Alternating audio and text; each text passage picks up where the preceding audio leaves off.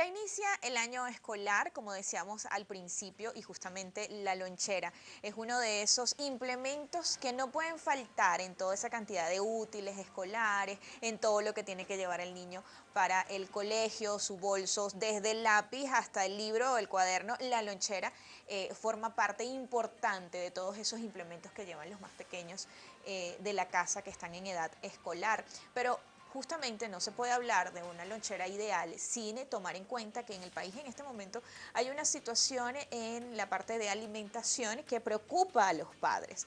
El tema del costo de los alimentos, además que pues muchos de ellos es difícil de conseguir, no se encuentran en los anaqueles.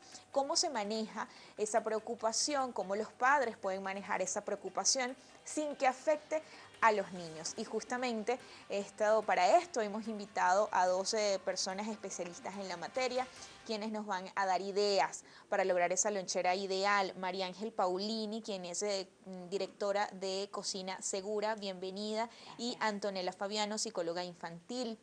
Bienvenidas, gracias por haber acudido a esta invitación que le hemos hecho el día de hoy. Como decíamos al principio, no se puede hablar de una lonchera ideal ante la situación que existe en el país, pero ¿cómo afecta esa preocupación que los padres tienen antes de ir a un mercado y no conseguir esos alimentos que pues acostumbraban a colocar en la lonchera de los niños? ¿Cómo afecta esa preocupación de los padres a los más pequeños?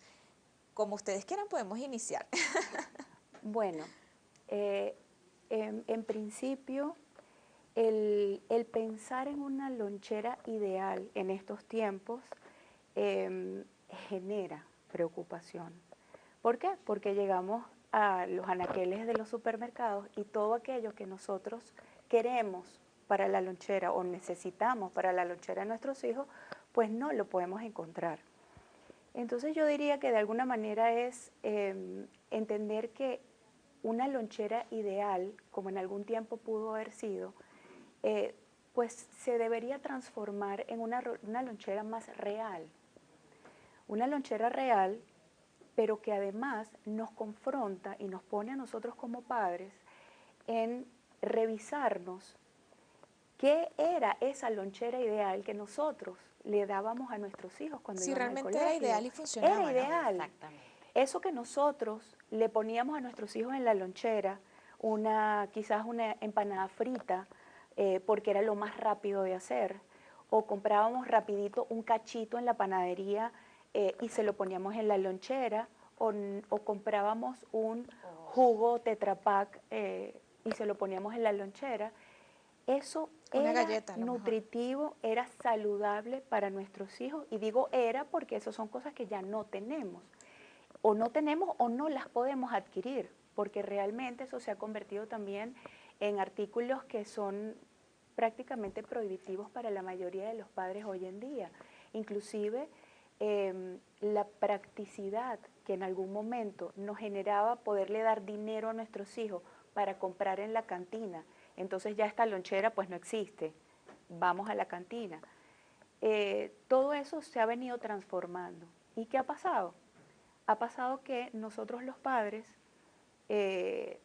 pues no hemos podido de alguna manera tolerar esta frustración que nos genera el no poder armar esa lonchera que en algún momento fue ideal. Que para los padres en algún momento fue ideal. Sí, exacto. Sí, es que fíjate que cuando hablamos de ideal, no hay manera de no evocar lo que nosotros vivimos cuando teníamos la edad de los niños ahora. Entonces, lógicamente, nuestra cultura de alimentación tiene que ver con lo que aprendimos desde muy pequeñitos. Es muy importante que los padres sepan que esa cultura gastronómica, ese aprendizaje de lo que se debe comer o lo que es bueno para mí, se aprende a muy temprana edad. Entonces, cuando tú le preguntas a un papá en este momento en qué piensa cuando piensa en la lonchera o en qué piensa cuando piensa en la cantina, piensa en los clásicos que seguramente usted está evocando en este momento. Yo pienso en la torreja de la cantina de mi colegio. Por ejemplo, o en el jugo empacado, o en las arepas fritas, rellenas, o quizás en el sándwich que se vendía en la cantina del colegio cuando yo estaba en edad escolar. ese es el ideal, porque ese fue el que aprendí a hacer y con ese fue con el que crecí. Entonces, esa frustración de no poder tener herramientas para transformarlo en lo que ahora sí puedo tener, es lo que nos está generando esa angustia actualmente y esa ansiedad de la que hablamos, que no hay manera de que los niños no la sientan si nosotros como adultos no la sabemos canalizar. A eso justamente iba, esa ansiedad o esa preocupación que tienen en estos momentos los padres, ¿cómo afecta a los niños? O sea, ellos sí realmente se dan cuenta de eso y ¿qué sienten ellos? Sí, Los niños. es lógico pensar que cuando un padre, una mamá, digamos, hablemos de las mamás que son en general las encargadas de proporcionarles el desayuno a sus hijos, es lógico pensar que una mamá que manifiesta en casa, por ejemplo, la queja, es que yo no consigo la harina de maíz, es que no hay leche, es que ¿qué te voy a dar? Y se lo dice al niño, ¿qué te voy a dar si no puedo comprar porque no me alcanza el dinero? Un poco esa queja transmitida al niño hace que el niño interprete, además de que él es culpable de la situación que está pasando. Y eso le genera al niño un monto de angustia muy grande, porque él entonces se siente responsable de esa angustia que está viviendo mamá. Entonces, ¿qué pasa? Pasa que nos quedamos entrampados en un círculo en donde no hay salida, y entonces estamos todos preocupados, todos angustiados y pues le endilgamos al afuera o a la situación del país, pues algo que es nuestro, Exacto. algo que lo estamos promoviendo nosotros. Y ahí vemos entonces como niños que en algún momento se confrontan con la necesidad de no comerse su arepita de maíz, sino que pues la mamá lo que pudo hacer es una arepita de plátano, el niño no la acepta. A eso me iba, ¿cómo reflejan ellos esa angustia, esa ansiedad que sienten y que es provocada por la preocupación de los padres? Hay muchísimas maneras en las que ellos reflejan su angustia, porque es importante que sepamos que no siempre, y esto va a estar atado con la edad y la madurez cognitiva de cada niño, no es igual el análisis que puede hacer un niño de 3 o de 4 al que puede hacer un niño de 8, de 10 o incluso un adolescente de 15 años.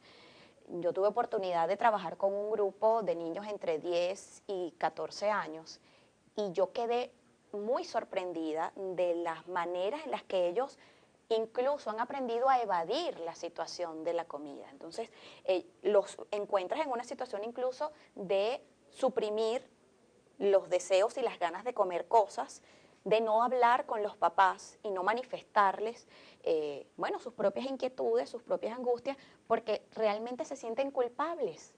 El manejo de la culpa no está entrenado. Necesitamos practicar cómo liberarnos del manejo de la culpa, comenzando desde ese adulto influenciador, porque si bien es cierto hablamos de mamá, hablamos de papá, pero también en casa hay otros adultos, abuelas, hermanos mayores, tíos, que también manifiestan de forma verbal Su e incluso de preocupación. manera no verbal su angustia, su estrés por la misma situación.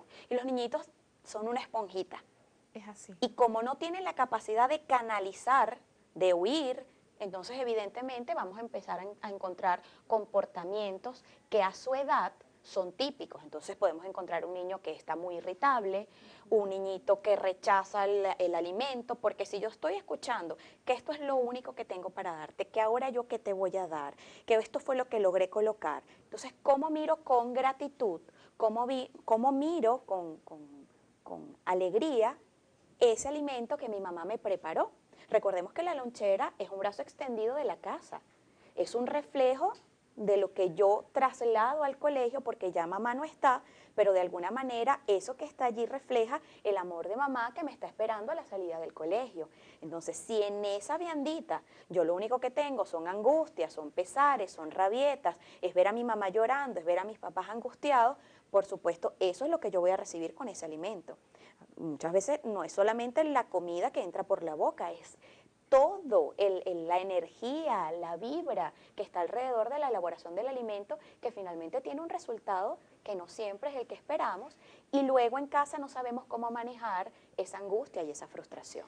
Antonella, pero ¿cómo podemos tratar entonces el tema de la alimentación y armar esa lonchera con los niños sin que ellos noten esa preocupación de los padres? Porque obviamente en este momento la preocupación es inevitable. A ver, la preocupación no es que sea inevitable, es manejarla, es qué herramientas yo puedo utilizar para transformar la adversidad en algo positivo, en algo productivo. Justamente, y disculpa que te Ajá. interrumpa, voy a hacer un corte, pero me voy a quedar con esa frase tuya, ¿cómo manejar estas situaciones en momentos de adversidad? El tema de lograr una lonchera ideal para los niños en edad escolar. Es lo que estamos discutiendo el día de hoy acá en Soluciones. Ya regresamos con mucho más. Recuerden que su participación para nosotros es muy importante. El día de hoy, como todos los miércoles, estamos utilizando la etiqueta numeral Soluciones Niños. Ya regresamos.